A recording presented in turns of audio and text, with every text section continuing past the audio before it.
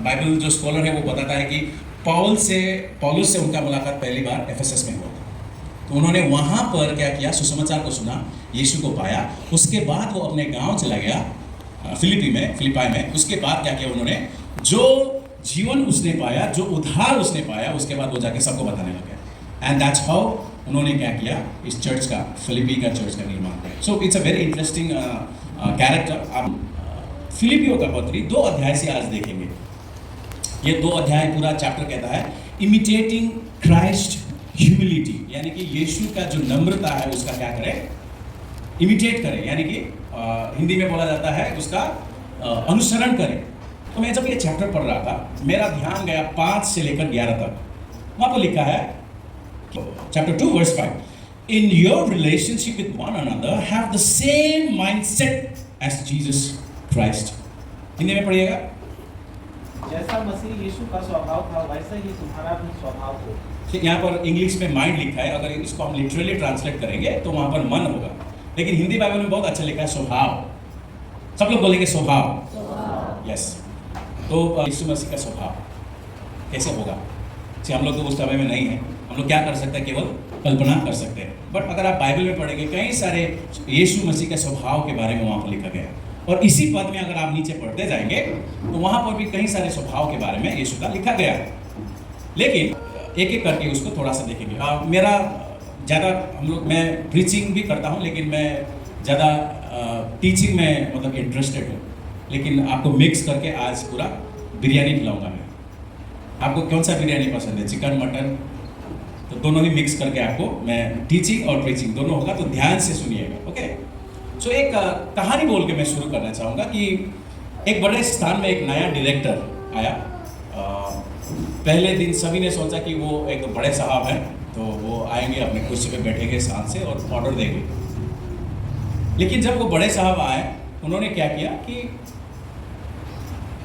वो ऐसे जगह पे गए और क्या करने लगे, मतलब जहाँ पर स्टोर रूम होता है, जहाँ पर मतलब लोग काम करते हैं, मतलब वहाँ पर जाके वो साफ़ करने लगे, मतलब रूम वगैरह साफ़ करने लगे, ये सब झाड़ू वाड़ू लगाने लगे।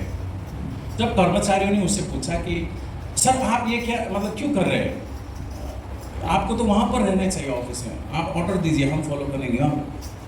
लेकिन उन्होंने क्या कहा पता है, उन्होंने कहा कि अगर मैं यहाँ सबसे छोटे काम को नहीं समझूंगा तो मैं सबसे बड़ा काम सही से नहीं कर पाऊंगा। तो ये उनका रिप्लाई था। लेकिन ये तो एक कहानी है, लेकिन इससे भी बड़े दृश्य में आपको अभी दिखाना चाहूँगा कि सोचिए, एक स्वर्ग का राजा अपना सिंहासन छोड़ के धरती पे आता है, छोड़ देता है सिंहासन, और सृष्टिकर्ता क्या बन जाता है, सेवक बन जाता है।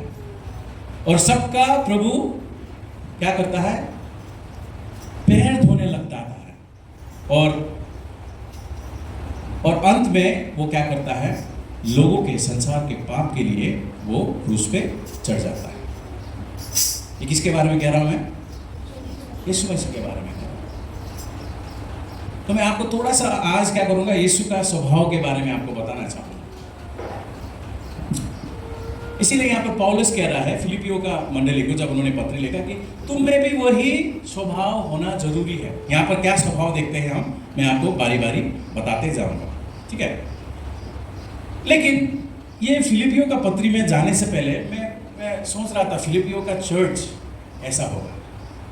दैन मैंने थोड़ा सा स्टडी किया, रिसर्च किया, तो मैंने पाया कि फिलिपियों का कलीसिया जो था वो उनके विशेषताएं बहुत थी। लेकिन विशेषताएं मतलब इम्पोर्टेंट जो विशेषता था, उसके साथ साथ वहाँ पर क्या था, कमजोरी भी था। विशेषताएं क्या थी मैं आपको बताऊं। वो लोग बहुत ही सक्रिय भागीदारी, मतलब सुसमाचार के लिए हमेशा आगे, सुसमाचार कार्य के लिए हमेशा आगे, ठीक है। और दूसरा था वो बलिदानी उदार, मतलब उन लोगों का they used to give very sacrificially. सुसमाचार का कार्य जहाँ पर हो रहा है वहाँ पर वे लोग क्या करते थे, अपने कलीसिया से भेंट उठा के वहाँ पर भेजते थे। तीसरा सामाजिक विवाद, वहाँ पर मतलब वहाँ कोई सोशल डिस्क्रिमिनेशन नहीं था। धनी लोग भी थे, गरीब लोग भी थे, सब जाति के लोग आके उस कलीसिया में क्या करते थे, परमेश्वर की आराधना करते थे। और चौथा जो है महिलाओं की प्रमुख भूमिका। सब लोग महिला लोग हाथ उठाएंगे, फिलिपियों का मंडली जो था, कलीसिया जो था, उसमें महिला लोग जो थे आगे, यहाँ पर भी देखते हैं महिला लोग ही आगे, है ना। बिहार में भी देखते हैं महिला लोग ही आगे हैं। मतलब ऐसा जगह नहीं है जहाँ पर महिला लोग नहीं, मतलब हर एक कलीसिया में पुरुष लोगों का बेचारा खाली एक लाइन होता है, कोने में सब जगह महिला। तो फिलिपियों का मंडली में भी हम देखते हैं कि महिला लोग जो थी उनका बहुत ही भूमिका, मतलब कलीसिया की सेवा और नेतृत्व में महिला लोगों का महत्वपूर्ण स्थान था। वाह, जहां पर महिला लोगों का महत्वपूर्ण स्थान होता है, लीडर्स होता है, आई मस्ट से, क्योंकि मेरे घर पे भी महिला है, when she leads very perfectly. Hallelujah. क्योंकि मैं तो पुरुष हूँ, हमारा तो चलेगा, लेकिन माय वाइफ, मेरा जो पत्नी है, she leads everything very perfectly. तो एक महिला का होना जीवन में या अपनी मंडली में, कलीसिया में, परिवार में एक आशीष है। तो वही फिलिपियों का जो मंडली था उसमें भी था, ऑलवेज आगे, प्रभु के लिए सुसमाचार के लिए कुछ करना है, चलो बहन लोग आगे बढ़ो, सुसमाचार सुनाना जाना है, सब आगे बढ़ो, है ना। और सतावट में भी वो लोग दृढ़ के साथ खड़े रहे। सो जितना प्रभु के लिए करना है आज से, अभी से शुरू करना जरूरी है। हालेलुया। लेकिन यहाँ पर देखते हैं फिलिपियों का मंडली जितना था, सतावट में भी वो लोग दृढ़ रहे।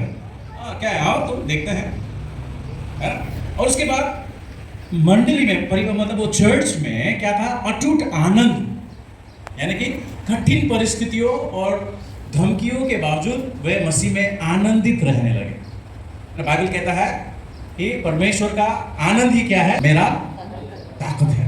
और वही चीज यहाँ पर हम देख पा रहे हैं। लेकिन इन सब के बावजूद, ये तो क्या था, गुड पार्ट, लेकिन कमियां क्या थी कि मंडली में एकता का कमी था। क्या चीज का कमी था? एकता का कमी था। और मंडली में क्या शुरू हो गया, तुलना, वो जो तुलना करते हैं ना, मतलब क्या करते हैं उसको इंग्लिश में, कंपैरिजन। हाँ, इसका ये है, मेरा भी होना चाहिए, इसका है तो हम नहीं खरीद सकते क्या, हम भी खरीद लेंगे, है ना। ऐसा तुलना होना शुरू किया, शायद क्लास कंपैरिजन होना शुरू हो गया, स्टेटस का कंपैरिजन होना शुरू हो गया, बहुत कुछ यहाँ पर होने लगे। और स्वार्थ बन गए लोग, क्या बन गए, स्वार्थी बन गए, सेल्फिश। एंड गुड भी था, लेकिन इसके साथ साथ जो प्रॉब्लम्स थे चर्च में, ज़्यादा नहीं है, 2-3 है, लेकिन वही 2-3 क्या हो गया, इस सब गुड को धीरे धीरे वो लोग क्या करने लगे, वो प्रॉब्लम जो है वो चर्च में आने लगे। देखिए ये जो 3-4 प्रॉब्लम फिलिपियों का मंडली का, मतलब कलीसिया का जो था ना, वो बहुत ही डेंजर है। एक है डिसयूनिटी, है ना, एकता नहीं, तुलना करना, अहम एंड स्वार्थी। See this things are very danger. ये हमारे कलीसिया के लिए बहुत ही खतरनाक चीज है। एक क्षण आप सोचिएगा, आप अपने कलीसिया में हैं, आपकी कलीसिया का मजबूत पक्ष कौन है और दुर्बल जो वीक पॉइंट है वो क्या है। Because every church has its strength and it's weakness. ताकत भी है और कमजोरी भी होता है, लेकिन इन ताकत, इन कमजोरियों के बीच में पौलुस लिखता है 2:5 में, जैसा मसीह यीशु का स्वभाव था वैसा ही तुम्हारा भी स्वभाव हो। यहाँ पर हम देखते हैं कि पौलुस व्यवहार नहीं बल्कि सोच को बदलना चाह रहा था। सी आउटवर्डली, बाहरी अगर आप देखेंगे तो वो लोग बहुत ही एक्टिवली चर्च में पार्टिसिपेट कर रहे थे, चर्च इवेंजलिज्म के जा रहा था, आराधना हो रहा था, वर्शिप हो रहा था, एक्सटर्नल जो बाहरी चीज है वो बहुत ही अच्छा हो रहा था, लेकिन जो अंदर का चीज है उसमें गड़बड़ी हो गई। तो इसीलिए पौलुस यहाँ पर व्यवहारिक चीजों के लिए नहीं बोल रहा है, बल्कि सोच को बदलने के लिए पौलुस फिलिपियों का कलीसिया को आदेश दे रहा है। सो आज हम लोगों को as a body of Christ, परमेश्वर का देह होने के नाते हमको भी ये आदेश जो है वो सीरियसली लेना जरूरी है। हो सकता है हमारे कलीसिया में हम बाहर जाए, सुसमाचार सुनाए, यूथ लोग एक्टिव में है, महिला लोग है, पुरुष, सब कुछ बाहरी हो रहा है, बट अंदर कैसा है, हमारा सोच कैसा है एक दूसरे के लिए, हमारा सोच कैसा है अपने पास्टर के लिए, हमारा सोच कैसा है अपने लीडर्स के लिए, ये जांच होना बहुत ही जरूरी है। और यही जांच पौलुस चाह रहा था कि फिलिपियों का कलीसिया में भी हो, है ना। क्योंकि गलत सोच गलत जीवन और सही सोच मसीही जैसा जीवन होता है। हालेलुया। क्योंकि यही है ना हमारा हार्ड डिस्क, अगर इसमें ही वायरस हो गया तो क्या होगा? एनीबडी कंप्यूटर, यहाँ पर कोई है कंप्यूटर कोर्स करने वाला है ना? अगर आप लोग कंप्यूटर कोर्स करते हैं तो अगर वायरस, एक छोटा सा भी वायरस आ गया पूरा सिस्टम हिला देता है ना, हैक कर देता है या तो हमारा भी यहाँ पर ये हार्ड डिस्क में क्या क्या हम लोग स्टोर कर रहे हैं बहुत ही इंपॉर्टेंट है, क्योंकि अगर हमारा सोच ठीक नहीं है तो हमारा जीवन भी ठीक नहीं होगा। अगर आपका जीवन ठीक नहीं है, आपका परिवार में उसका प्रभाव पड़ेगा। अगर आपका परिवार ठीक नहीं है, उसका प्रभाव मंडली में, कलीसिया में पड़ेगा। देखिए मेरा जीवन ठीक नहीं हो गया, कलीसिया में है ना, धर्मी लोग प्रार्थना करने वाले नहीं। आप हर एक का जीवन बहुत ही मायने रखता है कलीसिया में, बिकॉज आपका जीवन ही तय करता है कि कलीसिया में आशीष को बहने देगा या श्राप को बहने देता है। आपने सुना होगा आखान के बारे में, पुराने नियम में आखान के बारे में सबने पढ़ा है। एक आदमी की वजह से पूरे इजरायली लोगों को क्या होना पड़ा? एक छोटा सा देश से हारना पड़ा। क्यों? क्योंकि आखान ने क्या किया था? छुपा के, प्रभु नहीं देख रहा है, कुछ हम ले लेंगे बोल के छुपा लिया था। एक आदमी का पाप पूरे इजराइल को प्रभाव पड़ा। इसलिए आप इस कलीसिया का भाग है, इस कलीसिया का सदस्य है, तो आपका जीवन भी उतना ही मायने रखता है। हालेलुया। आपका जीवन है, आपका जीवन निर्णय करता है कि आपके द्वारा आशीष को बहने देता है या श्राप को बहने देता है। So it's very important. Every individual, हर एक व्यक्तित्व बहुत ही महत्वपूर्ण है कलीसिया के आशीष के लिए। सी यंगस्टर्स, जवान लोग, योर लाइफ मैटर्स। आप केवल चर्च में आके you cannot be, your life cannot be pleasing to God only once in a week. You have to live throughout your lifetime. ऐसा जीवन जिए कि परमेश्वर हर एक दिन आपके जीवन से क्या हो, हाँ, तो प्रभु को महिमा मिले। Only one day, Sunday Christian is not, मतलब वो आपको कुछ लाभ नहीं होने वाला। आप कॉलेज में हैं, आप काम कर रहे हैं, your work field, wherever you are, God looks you. आप, परमेश्वर आपको देख रहा है, how you are living life. Church में तो ठीक है, इवन सब लोग चर्च में हालेलुया, प्रेज द लॉर्ड, ओह वाह वाह, वेरी गुड। जैसे ही चर्च से निकलेंगे, हमारा स्वभाव, see, so this is very practical thing that I am talking.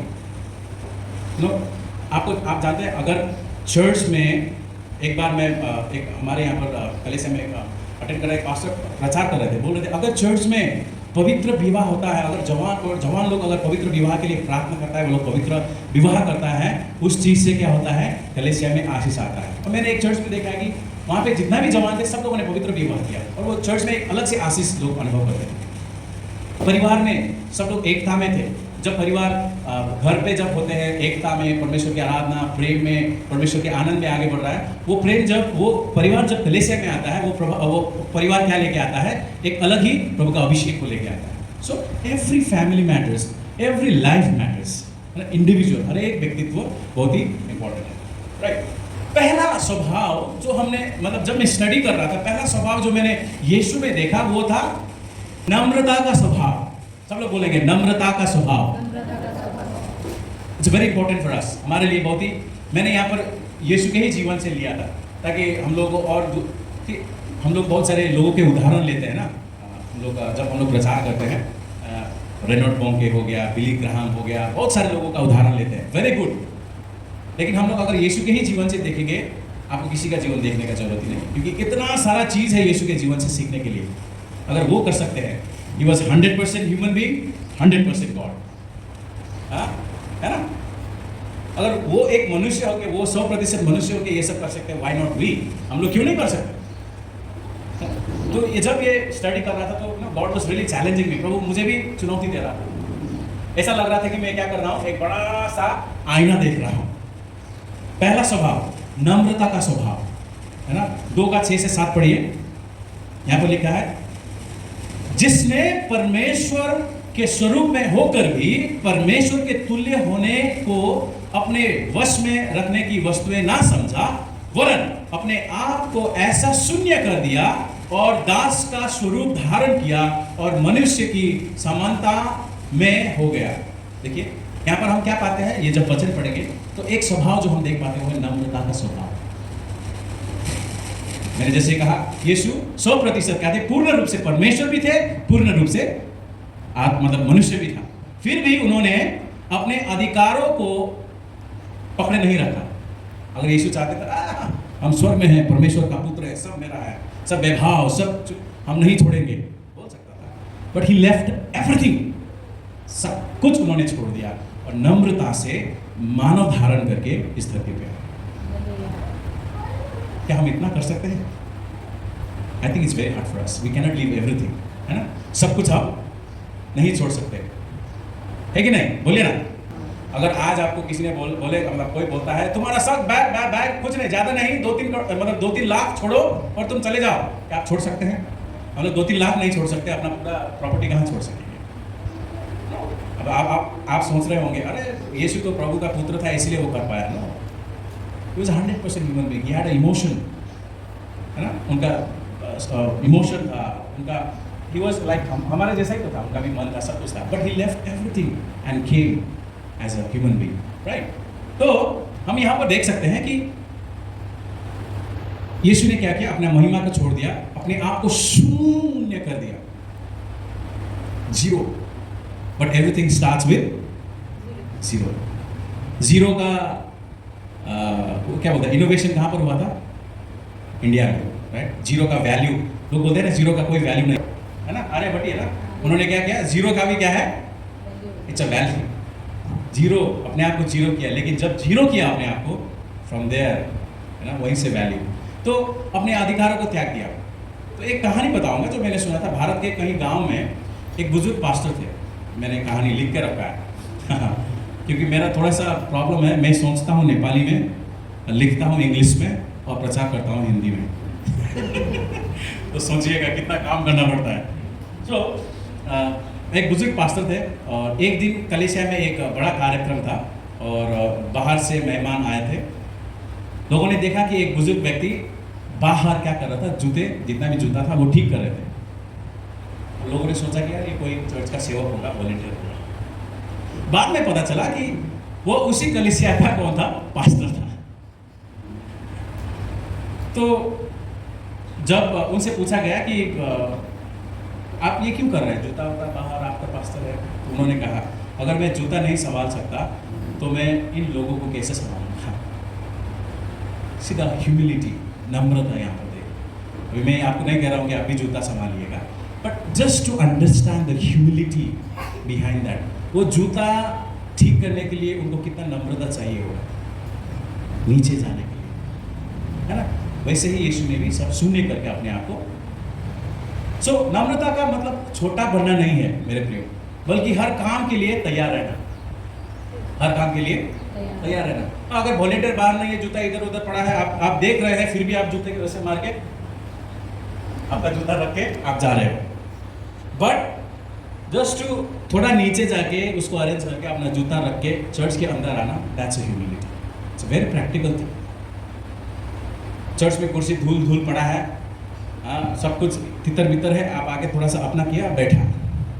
और कहाँ पर, पहले तो गर्मी में पंखा कहाँ है, लेकिन वहीं पर कोई बुजुर्ग है जो गर्मी में बैठा है ना, उसको लेके आके उस पंखा के नीचे रखना, थोड़ा चेयर साफ कर देना, दैट्स अ ह्यूमिलिटी। जब हम वो करते हैं ना, God will honour your humility, God will honour your word. जो आपने जो कार्य किया उसको प्रभु आशीष देगा और इज्जत देगा। इसलिए नम्रता का मतलब छोटा होना नहीं है, बल्कि हर काम के लिए तैयार रहना है, रेडी फॉर एवरीथिंग। यीशु ने भी किया, Yeshu he was ready for everything. Yeshu हर एक चीज के लिए तैयार थे, है ना? 2 कोरिन्थियों 8:9 में यहाँ लिखा है कि तुम हमारे प्रभु यीशु मसीह का अनुग्रह जानते हो कि वह धनी होकर भी तुम्हारे लिए कंगाल बन गया।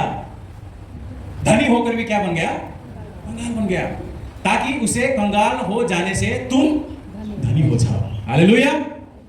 यीशु ने अपने जीवन को त्याग दिया, अपना जीवन त्याग दिया, ताकि हमको क्या मिले? जीवन मिले। दैट्स अ ह्यूमिलिटी, वो नम्रता है। यूहन्ना 13:3 और 5 यहाँ पर लिखा, यीशु ने यह जानकर कि पिता ने सब कुछ मेरे हाथ में कर दिया है और मैं परमेश्वर के पास से आया हूँ और परमेश्वर के पास जाता हूँ, भोजन पर से उठकर अपने ऊपर ऊपरी कपड़ा उतार दिए और अंगोछा लेकर अपनी कमर बांधी। तब बर्तन में पानी भरकर चेलों के पांव धोने और जिस अंगोछे से उसकी कमर बंधी थी उसी से पोंछने लगा। So we know the story. यहाँ पर यीशु ने क्या किया? जब चेले लोगों के साथ में वो खड़े हो गए, अंगोछा लेके मतलब चेले लोगों का पाँव धोने लग गए। लेकिन हम यहाँ पर देखते हैं परमेश्वर ने तो सब कुछ उनके हाथ में दिया था, but still he choose that humbleness, वो नम्रता उन्होंने चुना और क्या किया, चेले लोगों का पाँव धोने लग गए। Right, so that's the level of humility, वो स्तर का नम्रता आज यीशु हर एक कलीसिया में ढूंढता है, हमारे जीवन में देखना चाहता है। राइट, सो हर काम के लिए हम लोग ना कभी कभी क्या करते हैं, जो भी हम करते हैं हमें क्या चाहिए, पहचान या रिकॉग्निशन, शाबाश। लेकिन अगर आपको शाबाशी भी नहीं मिल रहा है तब भी आप कर रहे हैं, गॉड विल ऑनर दैट। अभी मैं पटना में एक 2 दिन का मिशन कॉन्फ्रेंस हुआ था, वहाँ पर हमारे बहुत ही बुजुर्ग एजी के पास पापी मथाई सर आए हुए थे। तो वो बोल रहे थे अगर सब रिवॉर्ड आपको यहीं पर मिलेगा तो स्वर्ग में कुछ नहीं मिलेगा, अंडा। और हम लोग क्या करते हैं, सब रिवॉर्ड हमें यही चाहिए, शाबाशी यही चाहिए, चर्च में बड़ा जगह यही चाहिए, आदर इज्जत सम्मान सब कुछ हमें यही चाहिए। और हम लोग ऐसे भी करते हैं, दिखाने के लिए हम लोग करते हैं। बट अगर कोई नहीं देख रहा है, आपको शाबाशी नहीं मिल रहा है, आपको कुछ नहीं मिल रहा है, बट गॉड विल ऑनर है। स्वर्ग में आपको क्या मिलेगा, सबके आगे में आपको बड़ा सा जो prize, see that's the humility, वो ना होता है। अगर कहीं कुछ झगड़ा वगड़ा हो जाता है, अगर आप सही है वहाँ पर, आप क्या करते हैं, नहीं ठीक है, गलतियाँ होता है बोल के छोड़ देते हैं कि क्यों किया, नहीं होना चाहिए था, तुम्हारा ही गलती है, तुमने ही किया, उसके पीछे लग जाते हैं हम लोग, है ना। अगर किसी का गलती है तो हमें मौका मिल जाता है, हाँ बाबू गलती कर दिया, अभी देखो तो। बट अगर आप सही है फिर भी अगर कोई गलत कर रहा है, बोला नहीं ठीक है गलती हो गया, चलिए मान लेते हैं, आपने मान लिया, वो वही बड़ी बात है, ठीक है चलिए, वो कहना एक नम्रता है। हम लोग फैमिली में, सी एवरी फैमिली फाइट्स। अभी ये मत बोलेगा नहीं हमारे परिवार में तो नहीं होता है, हम तो मसीही हैं, hallelujah. Every family has a dispute. हर एक परिवार में क्या होता है, बहस होता है कि नहीं होता है? होता है। बोलिए ना, होता है। धीरे बोलो, होता है, सब परिवार में होता है। लेकिन आप बहस जीतने के लिए ट्राई कर रहे हैं कि रिश्ता बचाने के लिए ट्राई कर रहे हैं? यस, इफ अगर आप लोग रिश्ता बचाने के लिए, उस परिस्थिति में आप रिश्ता बचाने के लिए प्रयास कर रहे हैं, दैट्स ह्यूमिलिटी। बहस जीत के कोई फायदा नहीं है, मगर बहस तो जीत लेंगे लेकिन आप रिश्ते को, आप वहाँ पर you are losing that relationship. That needs a humility. वो उसमें क्या चाहिए, नम्रता चाहिए।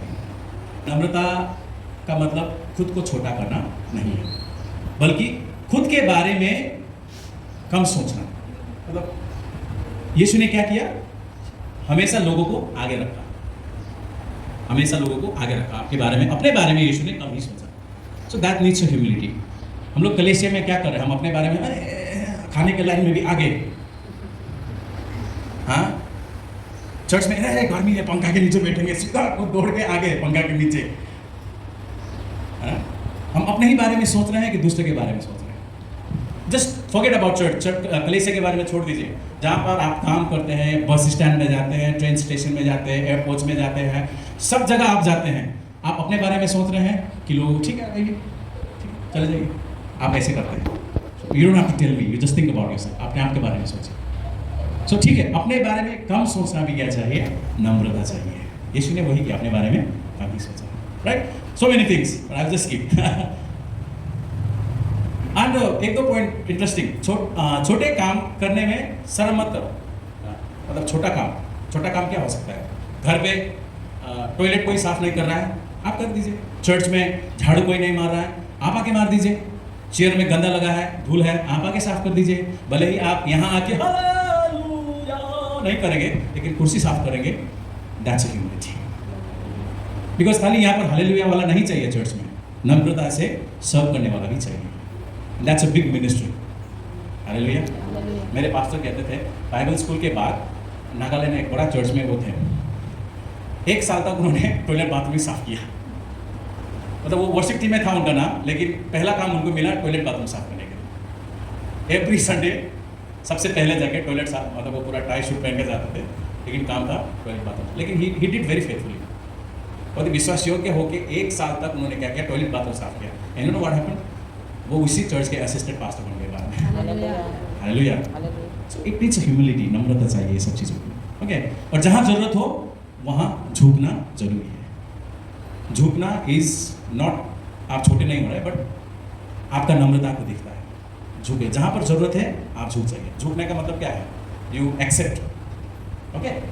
दूसरा स्वभाव जो यीशु ने हमें सिखाया है, यीशु का सेवक का स्वभाव। फिलिपी 2:7 यहाँ पर लिखा है, दास का स्वरूप धारण किया। Rather he made himself nothing but taking the very nature of a servant, being made in human likeness.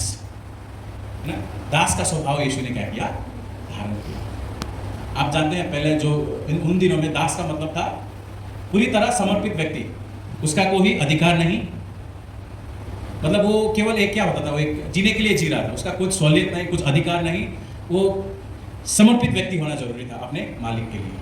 और यीशु ने भी वैसे किया। He lived as a servant. यीशु ने कहा, I came to serve, not to be served.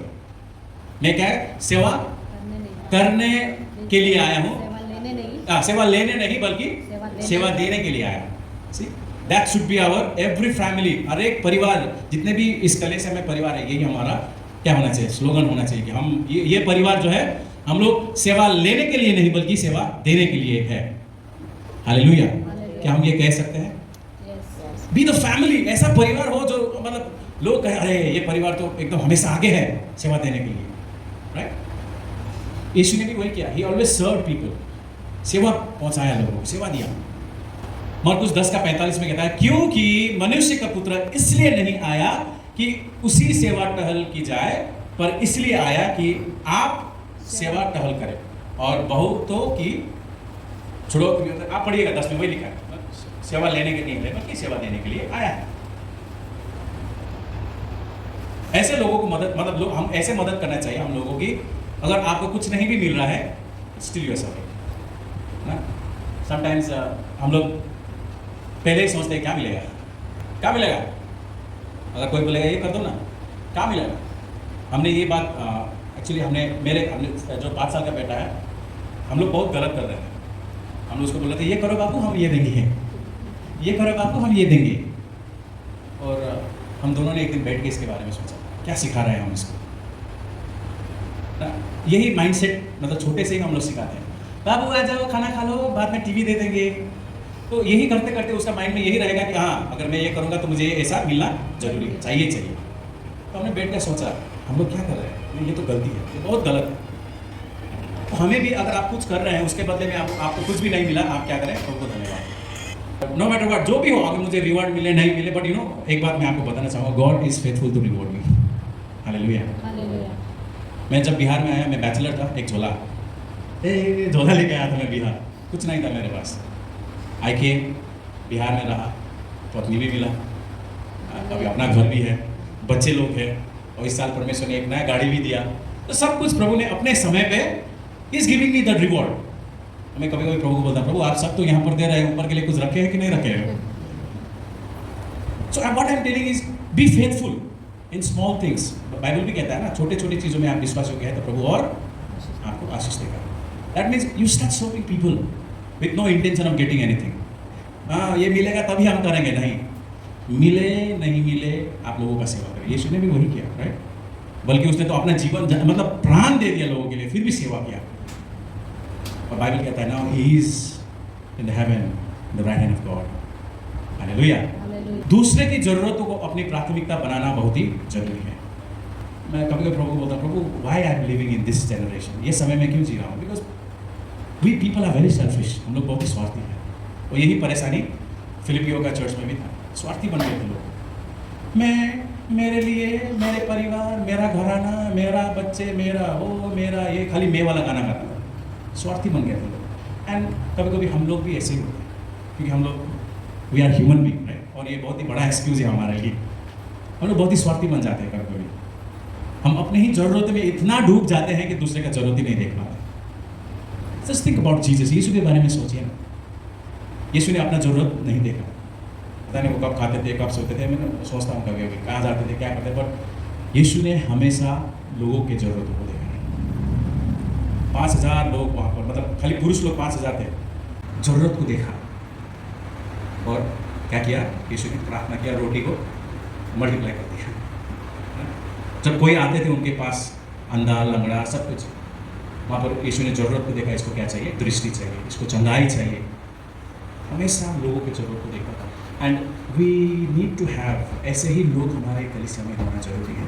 हमारे परिवार भी दूसरे का ज़रूरत को देखने वाला बनना जरूरी है। हालेलुया। आप लोग सुन रहे हैं? Yes. जल्दी से तीसरा, आज्ञाकारिता का स्वभाव। सब लोग बोलेंगे आज्ञाकारिता का आज्ञाकारिता का स्वभाव। स्वभाव। फिलिपियो 2:8, और मनुष्य के रूप में प्रकट होकर अपने आप को दीन किया और यहां तक आज्ञाकारी रहा कि मृत्यु, हाँ, क्रूस की मृत्यु भी सह लिया। He was obedient till his death. मृत्यु तक वो आज्ञाकारी रहे। इसका मतलब क्या है? How much obedient are we? हम लोग कितने आज्ञाकारी हैं? मैं एक दो बातें बताऊंगा। यहाँ पर हम लोग आज्ञाकारिता के विषय में बोल रहे हैं। मैं जहाँ पर भी जाता हूँ यही बोलता हूँ। मैं फिर से बोल रहा हूँ, मैं आपके बारे में, इस कलीसिया के बारे में नहीं, कहीं और बिहार का, ओके, बिहार का मान लीजिए।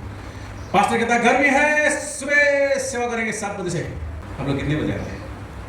7 बजे, 6:30 बजे। वेरी गुड, मैंने देखा सब लोग 6:30 बजे आ रहे हैं। Very nice. So that's obedient.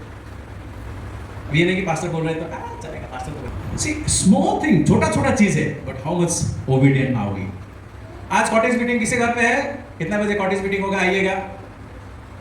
सब लोग हाँ हाँ हाँ, लेकिन फिर बाद में पास्टर थोड़ा सा काम पड़ गया, एकदम इम्पोर्टेंट, आपने पहले ही कमिटमेंट कर लिया था मैं आऊँगा, फिर आप बीच में बोलते हैं कि काम पड़ गया। So are you being obedient in that? क्या आप उसमें भी मतलब आज्ञाकारी हो रहे हैं कि नहीं हो रहे? आप लोग जानते हैं मैं क्या कह रहा हूँ।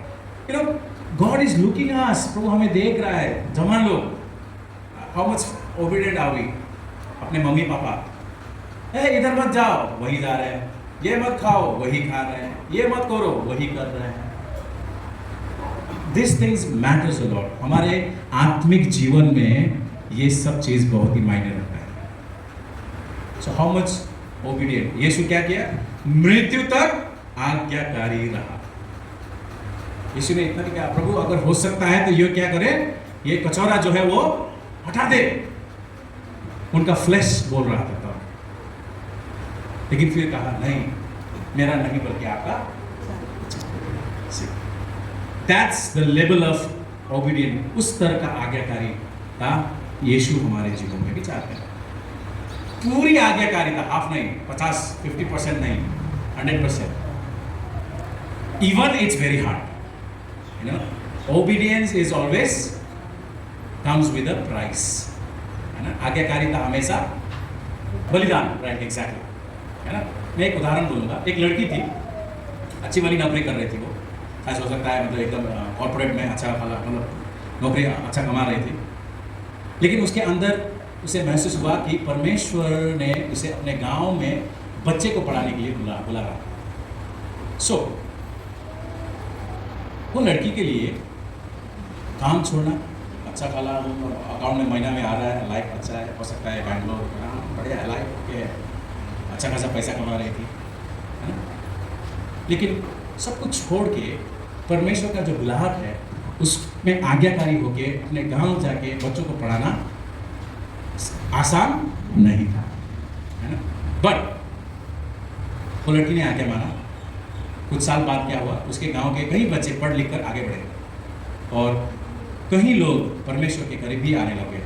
शुरुआत में कठिन था उसके लिए, लेकिन परमेश्वर ने उसके लिए रास्ता हमेशा तैयार रखा। और सच्ची आज्ञाकारिता तब दिखती है जब हम मुश्किलों से भी जाते हुए लेकिन परमेश्वर के ही आज्ञा को मानते हैं। There are so many missionaries. China में एक मिशनरी गया था, क्या था उसका नाम? Hudson Taylor, right, Hudson Taylor.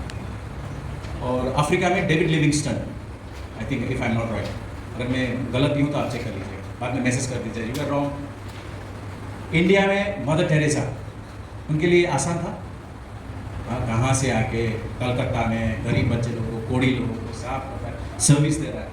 It was very hard for her, है ना, मुश्किल था उसके लिए, बट स्टिल उन्होंने परमेश्वर का आज्ञा को माना और आया। इसीलिए आज बंगाल में जितना भी गवर्नमेंट ऑफिस में कलर है ना, कलर ब्लू, ये सब वो मदर टेरेसा का साड़ी का कलर है, ब्लू एंड वाइट। इतना प्रभाव मदर टेरेसा ने बंगाल में किया है। क्यों? क्योंकि मदर टेरेसा आज्ञाकारी रहा प्रभु के बुलाहट पर, है ना? तो ऐसे ही लूका 22 का 24 में पढ़ेंगे, हे पिता यदि तू चाहे तो इस कटोरे को मेरे पास से हटा ले, तो भी मेरा नहीं परंतु तेरी ही इच्छा पूरी हो। सो ये आज्ञाकारिता है। इब्रानियों 5 का 8 पढ़िएगा आप घर में। जब समझ ना आए तब भी परमेश्वर की मानना ही क्या है, आज्ञाकारिता है। सब लोग कहेंगे आज्ञाकारिता। आज्ञाकारिता। जब समझ ना आए तब भी परमेश्वर का ही मानना भी आज्ञाकारिता है ना। परिणाम जाने बिना हाँ कहना भी आज्ञाकारिता है। कभी कभी ना पास्टर, अभी जो चर्च में मैं जाता हूँ वो केवल कॉल करता है मुझे, ब्रदर दीपेन थोड़ा आइए, तो पता नहीं किसके लिए बुलाया है, मैं चले जाता हूँ। पास्टर ने बुलाया है बिकॉज आई शुड रेस्पेक्ट, क्योंकि प्रभु का दास है, प्रभु ने उनको उस औधा पे रखा है। ब्रदर दीपेन थोड़ा आइए तो ऑफिस में, मैं चला जाता हूँ। मैं क्यों जाता हूँ? Because I need to respect, I need to obey him, क्योंकि प्रभु ने उनको उस औधा पे रखा है। सो कभी कभी हो सकता है आपको, कभी कभी ना, जैसे कि अभी सुबह भी सुन रहे थे, हम लोग ज़्यादा दिमाग चलाते हैं, प्रभु ने, पास्टर ने क्यों बुलाया होगा, कुछ तो गड़बड़ होगा, ये होगा वो होगा। अगर हम 10 बात सोचने लग गए हम लोग, पास्टर सुनिए ना थोड़ा काम आ गया, अभी नहीं आ पाएंगे, वहाँ पर उसका अंत हो जाता है। दिमाग मत चलाइए, पास्टर ने बुलाया है, कुछ ठीक ही काम के लिए बुलाया, हाँ बोलिए, चले जाइए। It's a very simple thing, right? बहुत ही साधारण है, लेकिन आपका आज्ञाकारिता उसमें, आप पास्टर के लिए नहीं जा रहे ना, आप अपने लिए जा रहे हैं। You do everything for yourself, not for others. Yeshu ने, मुझे लगता है ना, यीशु का भी यही मेंटालिटी था कि सब जो भी करते थे यीशु ने लोगों के लिए कर रहा हूँ बोल के नहीं करते, क्योंकि अगर जब हम बोलेंगे कि मैं किसी और के लिए कर रहा हूँ तो वो हमारे लिए बोझ बन जाता है। जस्ट थिंक, सोचिए, जो भी आप कर रहे हैं वो आप अपने लिए कर रहे हैं और आप संतुष्ट हैं। हालेलुया। उसी में आपका आज्ञाकारिता है।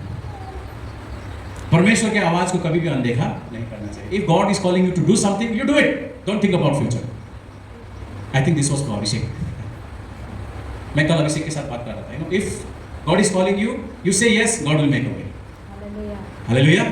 मूसा का जीवन देखिए तो, मूसा पहले क्या था, थोड़ा सा प्रभु कैसे होगा, ये लोग तो बहुत ही कठिन है, नहीं हो पाएगा हमसे। But God is always with Moses. यही मोसेस जिसने कहा नहीं हो पाएगा, बाद में ये कहता है एक्सोडस 33, प्रस्थान का 33 से पढ़ेंगे, प्रभु अगर आपका उपस्थिति हमारे साथ नहीं जा रहा है तो हमें यहाँ से एक कदम भी आगे मत बढ़ाइए। So that's the courage that God gives when we say yes to God. जब हम परमेश्वर को yes बोलेंगे और आज्ञाकारिता में आते हैं। So whatever God tells you, जो भी आपको परमेश्वर कह रहा है, और मुझे पता है प्रभु आपको कभी भी ऐसा बात नहीं बताएगा जो आप नहीं कर सकते, ये लिख के रखिएगा। प्रभु वही बात कहता है आपको जो आपका क्षमता में है, जो आप कर सकते हैं। हालेलुया। मूसा ने क्या किया? Yes Prabhu, okay let's go, गया, प्रभु के साथ साथ चला, और प्रभु का उपस्थिति क्या हुआ, दिन में बादल बन के और रात में आग बन के मूसा के साथ साथ और इस्राएलियों के साथ साथ चल रहा था। राइट? सो ओबीडियंस, आज्ञाकारिता, हमेशा बलिदान, कुछ कुछ बलिदान देना ही पड़ता है, but when we obey God, he always honours that and you will see God's miracle in your life. और आपको जानते हैं आज्ञाकारिता ही विश्वास का कार्य है। हम लोग कहते हैं ना विश्वास विश्वास विश्वास। सो विश्वास स्टार्ट्स विद आज्ञाकारिता। हालेलुया। ओके, नेक्स्ट, बलिदान का स्वभाव। यीशु का स्वभाव कैसा था? बलिदान का स्वभाव। फिलिपी 2:8 में पढ़े, वहां पर क्रूस की मृत्यु में भी उन्होंने ओके कहा, यस ओके प्रभु पिता मैं करने चाहता हूं। उन दिनों में क्रूस का मतलब था, क्या था क्रूस का मतलब? दर्दनाक मृत्यु और सबसे नीच वाला पनिशमेंट। उन दिनों खूंखार गुंडे लोगों को क्रूस में टांगा जाता था। बहुत ही मतलब लास्ट, मतलब संसार में क्रूस वाला पनिशमेंट लोग नहीं मतलब लोग ऐसा सोचते थे उन दिनों में, सब कुछ मिले लेकिन ये क्रूस वाला पनिशमेंट हमें नहीं मिले। वैसा वाला दर्दनाक और शर्मनाक पनिशमेंट था क्रूस, लेकिन यीशु ने वही दर्द को लिया, वही शर्म को हमारे लिए लेके क्रूस पे चला। So that's what is sacrifice, बलिदान। ओके, बहुत सारा चीज है। रोमी 5:8, परंतु परमेश्वर हम पर अपने प्रेम की भलाई इस रीति से प्रकट करता है कि जब हम पापी थे तभी मसीह हमारे लिए मर गए। यूहन्ना 15:3 भी पढ़िएगा, बाद में जाएगा। ओके ओके, सो सच्चा प्रेम हमेशा बलिदान को मानता है। If you love something you have to sacrifice. अगर आप किसी चीज में आपको if you love that you have to sacrifice something. मेरा एक दोस्त है, वो बहुत ही अच्छा वर्शिप लीडर था, मतलब वर्शिप लीडर तो नहीं बोलूँगा, but he was a good guitarist, अच्छा म्यूज़िक बजाता था। तो हमारे साथ साथ मतलब म्यूज़िक बजाता था चर्च में, बट उसका प्रेम है ना, उसका पैशन था फोटोग्राफी। जस्ट उदाहरण बता रहा हूँ। और मैं 2-3 साल उससे नहीं मिला, बाद में जब मिला तो मैंने देखा वो उसने टोटली म्यूज़िक छोड़ दिया और उसने फोटोग्राफी चुना, पूरा एकदम सेक्रीफाइस कर दिया म्यूज़िक। लेकिन अभी जो वो फोटोग्राफ लेता है उसका साल का अभी 2027 का अभी से बुकिंग होना शुरू हो गया। वो इज़ वेरी प्रोफेशनल। उसका फोटो देख के लगता है कि बाप रे, ये लड़का तो खतरनाक बन गया है। उसने कुछ पाने के लिए कुछ उसने खोया। See that's what, if you love something you have to sacrifice something. ये भी मेरा है वो भी मेरा है, नहीं चलेगा। And also you know God didn't love the world, he loved the people and he gave his life. Sacrifice, बलिदान हमारे कलीसिया में हम सब लोगों को किसी ना किसी चीज़ में। सो सैक्रिफाइस मतलब हाँ सब कुछ ये नहीं। If you love the Lord you need to sacrifice your what. आप बोलिए ना, अगर आप परमेश्वर से प्रेम करते हैं तो आपको अपना इच्छा को कभी कभी, प्रभु आज तो गर्मी है, इस वक्त कभी घर पे रहे क्या। If you love the Lord, no गर्मी कहाँ गया, भूख कहाँ गया, प्यास कहाँ गया, है ना, प्रभु के लिए। सी आप लोग देखें ना, चेले लोगों का जीवन देखिए, इवन यीशु का ही जीवन देखिए, पौल का जीवन देखिए। वही पौल जिसने मसीह लोगों को सताया था, बाद में जब उसका एनकाउंटर हुआ यीशु प्रभु के साथ, उसका जीवन इतना परिवर्तन हो गया। उसके बाद उसका जीना भी मसीह, उसका मरना भी मसीह। वो सोता तो मसीह, वो उठता तो मसीह, सब कुछ मसीह ही था उसके लिए। और इसीलिए उसने क्या किया, उस प्रेम के लिए अपना जीवन उसने क्या किया, बलिदान दिया, सैक्रिफाइस, ही सैक्रिफाइस्ड हिज लाइफ। तो इसलिए हम लोग आज पूरा नया नियम आधा पौल के बारे में, that's the level of sacrifice. उस तरह का बलिदान आज यीशु हमें चाहता है। हम लोग कभी कभी छोटे छोटे चीज़ में बलिदान देना, हम लोग because we love our comfort, है ना, हमारा जो सुविधा है, हमारा जो लग्जरी है, हमारा जो भी है, हमें वही प्यारा है, हम लोग बलिदान नहीं देना चाहते। But I think this is high time. मैंने जैसे कि शुरू में भी कहा, अभी ऐसा समय आ रहा है, शायद हो सकता है भविष्य में हमें ऐसे मिलने का मौका, वी नेवर नो। परिस्थितियां बदल रहा है, वेरी स्पीड, रैपिडली बढ़ रहा है। प्रभु के लिए आगे बढ़े, लेट्स सैक्रिफाइस। जो भी चीज़ हमें खींच रहा है, जो भी हमें मतलब ब्लॉक कर रहा है, सब कुछ हटा के हमें प्रभु के लिए आगे बढ़ना जरूरी है। Hallelujah.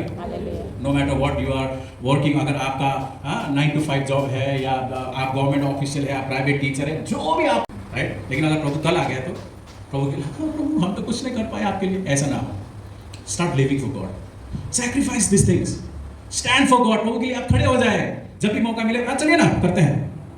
I know we have a job, we have a priorities, है ना, हमारा अपना जिम्मेवारी है, सब कुछ है, लेकिन प्रभु के लिए कितना समय हम लोग दे रहे हैं, कितना बलिदान हम दे रहे हैं यीशु के लिए। यहाँ पर मैं आपको एक दृश्य दिखाना चाहूंगा यीशु का। देखिए लाइफ जो था ना यीशु का, अनंत से, है ना, क्योंकि पुराना नियम जितना पढ़ेंगे आप, सब में यीशु के बारे में लिखा है। नया नियम, पुराना नियम, सब में आपको यीशु मसीह मिलेगा। हालांकि यीशु का नाम ना हो, but there is a prophecies about, भविष्यवाणी हुआ था। तो उनका जीवन महिमा से शुरू हुआ, है ना, ही वाज महिमा का परमेश्वर है। Then he came to this earth, ये भूमि में आया नम्रता को लेकर। देन उन्होंने क्या किया, सेवा, मतलब सेवा किया सबका, राइट। और सेवा के साथ साथ उन्होंने परमेश्वर अपने पिता के लिए बहुत ही आज्ञाकारी रहा। और उसके बाद आज्ञाकारिता के साथ साथ उन्होंने क्या किया, बलिदान दिया अपने जीवन को। और जब उन्होंने अपने जीवन को बलिदान दिया, परमेश्वर ने फिर से उसको वही महिमा में, पिता परमेश्वर ने यीशु को लेके गया। सो ही स्टार्टेड विद महिमा, अभी भी वो महिमा में ही है, राइट। अगर हम भी हमारे जीवन में आशीष को देखना चाहेंगे, अगर हम भी हमारे परिस्थिति को बदलना चाहेंगे, अगर हम भी चाहते हैं कि हमारा भी सब कुछ ठीक हो, प्रभु हमें आशीष, सब कुछ अगर चाहते हैं, देन हमें भी प्रभु का नम्रता में आना जरूरी है, सेवा करना जरूरी है, प्रभु का, लोगों का, अपने परिवार का, आज्ञाकारिता, परमेश्वर का आज्ञाकारिता, अपने पिता माता का आज्ञाकारिता, अपने लीडर्स के आज्ञाकारिता, एक दूसरे में आज्ञाकारिता, ये सब होना जरूरी है। और उसके बाद we need to live a sacrificial life, हमें अपना जीवन जो है वो बलिदान पूर्वक जीना जरूरी है। प्रभु के लिए समय देना जरूरी है, प्रभु के काम के लिए समय देना जरूरी है, मतलब ये सब चीज बलिदान हमें करना चाहिए। एंड उसके बाद जब हम इस तरीके से जीवन जिएंगे, तभी परमेश्वर हमें एक महिमा से दूसरे महिमा में लेके जाएगा। Hallelujah, hallelujah, okay. अगर हम सफल बनना चाहेंगे, अगर हम प्रभावशाली बनना चाहेंगे, तो हमें हमेशा ये जितना भी स्वभाव है प्रभु का हमारे जीवन में होना जरूरी है। हालेलुया। ये जब स्वभाव हमारे जीवन में आएगा, मैंने जैसे कि कहा, your life will be blessed. आपका जीवन, व्यक्तिगत जीवन आशीषित होगा, आपका परिवार आशीषित होगा। जब आपका परिवार आशीषित होगा, आपका कलीसिया आशीषित होगा। जब आपका कलीसिया आशीषित होगा, तभी आपका कलीसिया प्रभावशील होगा। हालेलुया। अगर आपका कलीसिया, एजी चर्च अगर प्रभावशील होना चाहता है, तो हमें सबको क्या होना चाहिए? ये स्वभाव हमारे जीवन में होना जरूरी है। क्या ये मुश्किल है? मुश्किल है, पर कर सकते हैं। I no it's very hard. जो मैं बता रहा हूँ, जब मैंने बोला ना आपको पहले, मतलब जब मैं मतलब प्रिपेयर कर रहा था, मुझे लगा कि मैं क्या हूँ, एक बड़ा सा आईना देख रहा हूँ, अपने आप को देख रहा हूँ। Do you have this humility Deepen? Do you have this स्वभाव, सैक्रिफिशियल, बलिदान का स्वभाव है तुम्हारे अंदर? नम्रता का स्वभाव है तुम्हारे अंदर? मैं अपने आप को पूछ रहा था। So we need to ask ourselves. हमें भी यही सवाल पूछना जरूरी है। हालेलुया। सो अगर यीशु मसीह ये सब स्वभाव को लेकर चल सकता है, I must tell you my dear friends, मैं आपको बताना चाहूंगा कि हम भी ये स्वभाव अपने जीवन में प्राप्त कर सकते हैं। But we need to practice, है ना? क्या करना चाहिए हमें? इसका अभ्यास, प्रैक्टिस करते रहना चाहिए। हमारे अंदर भी बहुत कुछ भरा हुआ है, लेकिन हम लोग क्या कर रहे हैं? We are not discovering ourself. Let's practise. प्रभु का वचन पढ़े, प्रार्थना कीजिए, सामर्थ मांगिए, और हमेशा जब गुस्सा आता है बोलिए, प्रभु मुझे सामर्थ दे, मैं गुस्सा नहीं होना चाहता। प्रैक्टिस। एंड जितना हम प्रैक्टिस करेंगे, आप जानते हैं यीशु ने क्रूस पे क्या किया? जब यीशु को क्रूस पे चढ़ाया गया था, यीशु ने कहा, इन लोगों को क्या करो? क्षमा करो, ये लोग नहीं जानते क्या कर रहे हैं। वो बोलने में क्या लगता है आपको? यीशु को आसान हुआ होगा बोलने के लिए? See, he was in flesh. But Yeshu क्या करता था? जब से यीशु इस धरती पे है, सबको क्या करता था? क्षमा, प्रेम उनके अंदर था। प्रैक्टिस कर रहे थे, तभी क्रूस पे वो बोल सके, तो इन लोगों को क्षमा करो, लोग नहीं जानते हैं क्या कर रहे हैं। So we need to have this habit. ये स्वभाव है। स्वभाव क्या होता है? परिवर्तन होता रहता है। सो स्वभाव परिवर्तन हो सकता है। Hallelujah, hallelujah, hallelujah. एंड प्रभु आपको आशीष दे। मेरा यही प्रार्थना है आपसे कि हमेशा ये प्रार्थना रहता है कि प्रभु मुझे भी ये स्वभाव चाहिए, एंड आई प्रैक्टिस दैट। मैं हमेशा इसका अभ्यास करता हूँ। आप लोग भी कीजिए, and I will tell you, मैं आपको बताना चाहूँगा कि प्रभु जरूर हमें ये स्वभाव होने में मदद करेंगे। अगर हम लोग हमारे जीवन में, परिवार में, अपने कलीसिया में आशीष को देखना चाहेंगे ना, तो ये स्वभाव हमारे अंदर होना जरूरी है। ओके, सो प्रभु आपको आशीष दे। Sorry for taking long. कितना हो गया? हाँ, okay, thank you, I am on time. प्रभु आपको आशीष दे। और मैं पास्टर को धन्यवाद देना चाहूँगा, एंड अभिषेक नहीं है, अनु को भी थैंक यू सो मच।